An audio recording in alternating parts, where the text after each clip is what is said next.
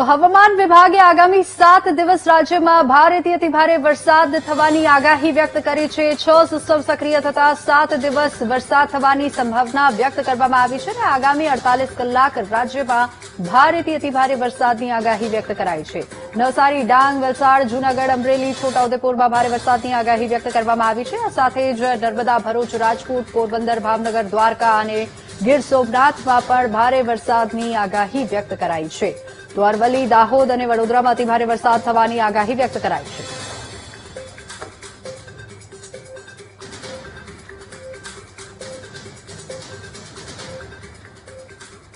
તો હવે ભારેથી અતિભારે આગાહી વ્યક્ત કરાઈ છે, ભારે વરસાદની આગાહી વ્યક્ત કરવામાં આવી છે। તો આપણે વિંડીના માધ્યમથી એ સમજવાનો પ્રયાસ કરીશું કે કયા કયા જિલ્લાઓમાં રેડ એલર્ટ આપવામાં આવ્યું છે, કઈ કઈ જગ્યાએ વરસાદ ખાબકશે, આવનારા 7 દિવસ કયા પ્રકારની પરિસ્થિતિ રહેશે વરસાદને લઈને। સૌપ્રથમ આપણે સેટેલાઇટ ઇમેજથી સમજવાનો પ્રયાસ કરીશું કે કયા પ્રકારની પરિસ્થિતિ રહેશે।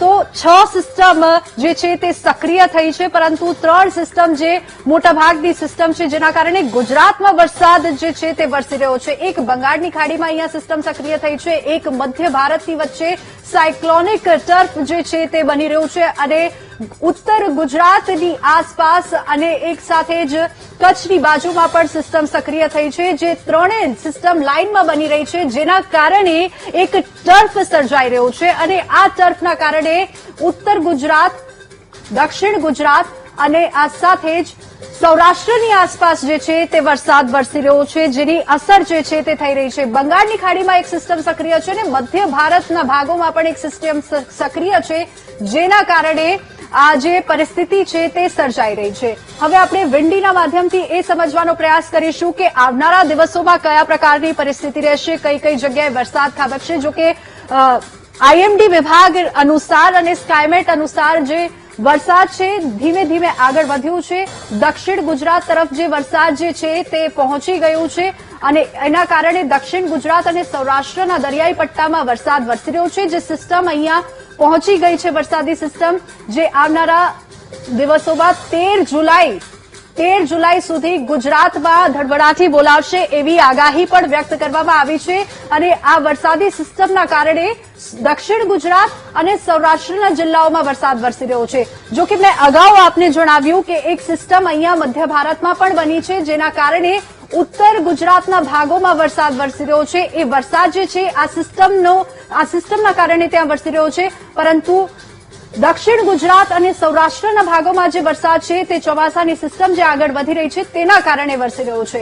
હવે આપણે આગળ એ જાણવાનો પ્રયાસ કરીશું કે આવતીકાલે કયા પ્રકારની પરિસ્થિતિ રહેશે। તો મુંબઈમાં ધોધમાર વરસાદ હજુ પણ યથાવત રહેશે। જો કે વાત કરીએ તો સુરતમાં પણ વીજળીના કડાકા ભડાકા સાથે વરસાદ વરસશે। આ સાથે જ ભાવનગર, મહુવા, વેરાવળ, જૂનાગઢમાં સતત વરસાદ વરસી રહ્યો છે 2 દિવસથી, હજુ પણ ત્યાં વરસાદી વાતાવરણ યથાવત રહેશે। રાજકોટમાં પણ વરસાદની શરૂઆત થઈ જશે, રાજકોટના અનેક વિસ્તારોમાં સતત વરસાદ વરસી રહેશે। પંચમહાલની વાત કરીએ તો પંચમહાલની આસપાસ પણ વરસાદ ત્યાં વરસી શકે છે, ત્યાં જોવા મળી રહ્યો છે। વડોદરામાં વીજળીના કડાકા ભડાકા સાથે વરસાદ વરસશે। જો કે હજુ પણ ઉત્તર ગુજરાતમાં આ સિસ્ટમ મધ્ય ભારતમાં જે બની રહી છે તેના કારણે કેટલાક જિલ્લાઓમાં ત્યાં વરસાદ વરસે તેવી શક્યતા છે। આ સાથે જ 5 તારીખની જો વાત કરીએ તો સુરત જે છે ત્યાં અતિ ભારે વરસાદ વરસશે। સુરત, નવસારી, વલસાડ, વાપી આ જિલ્લાઓ જે છે ત્યાં રેડ એલર્ટ જાહેર કરવામાં આવ્યું છે। હવે એલર્ટની જો વાત કરીએ તો આઈએમડી વિભાગે આવનારા 7 દિવસ માટે કઈ કઈ જગ્યાએ એલર્ટ આપ્યું છે તેની જો વાત કરીએ તો પ્રથમ દિવસે રેડ એલર્ટ જ્યાં આપવામાં આવ્યું છે તે દક્ષિણ ગુજરાતના જિલ્લાઓમાં રેડ એલર્ટ આપવામાં આવ્યું છે, એટલે કે સુરત, તાપી, ડાંગ, નવસારી, વલસાડ, દમણ, દાદરાનગર હવેલી અને સૌરાષ્ટ્રના કેટલાક જિલ્લાઓમાં જે છે અમરેલી, જૂનાગઢ, ગીર સોમનાથ અને દીવમાં જે છે તે અતિ ભારે વરસાદ વરસશે તેવું રેડ એલર્ટ ત્યાં આપવામાં આવ્યું છે। યલો એલર્ટની જો વાત કરીએ તો ત્યાં મધ્યમ વરસાદ રહી શકે છે। જો કે વડોદરા, છોટાઉદેપુર, નર્મદા, ભરૂચ અને તેવા જિલ્લાઓમાં વરસાદ જે છે તે વરસી શકે છે। હવે આપણે નકશાથી સમજવાનો પ્રયાસ કરીશું કે કઈ કઈ જગ્યાએ કેવું વાતાવરણ રહી શકે છે અને એલર્ટ ક્યાં ક્યાં આપવામાં આવ્યું છે। તો આવનારા દિવસોમાં જો વાતાવરણની વાત કરીએ તો આવતીકાલમાં દક્ષિણ ગુજરાત જે છે તે સૌથી વધારે પ્રભાવિત રહેશે। ભરૂચ, સુરત, નવસારી, મધ્ય ગુજરાતના કેટલાક જિલ્લાઓમાં પણ વરસાદ વરસી શકે છે. છોટાઉદેપુર, નર્મદા, તાપી, ડાંગ અતિ ભારે એટલે કે ત્યાં રેડ એલર્ટ આપવામાં આવ્યું છે.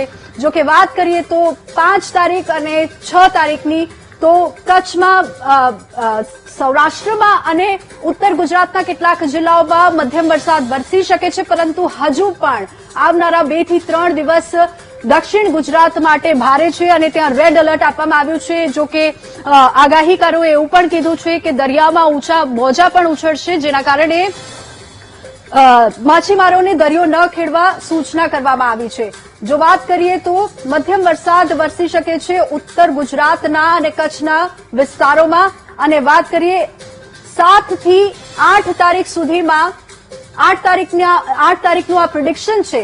ગુજરાતમાં સાર્વત્રિક વરસાદ વરસી શકે છે અને કચ્છ, ઉત્તર ગુજરાત, મધ્ય ગુજરાત અને સૌરાષ્ટ્રના વિસ્તારોમાં, સૌરાષ્ટ્રના જિલ્લાઓમાં અતિ ભારે વરસાદ વરસે આવનારા દિવસોમાં તેવી સંભાવના વ્યક્ત કરવામાં આવી છે. આગાહીકારોએ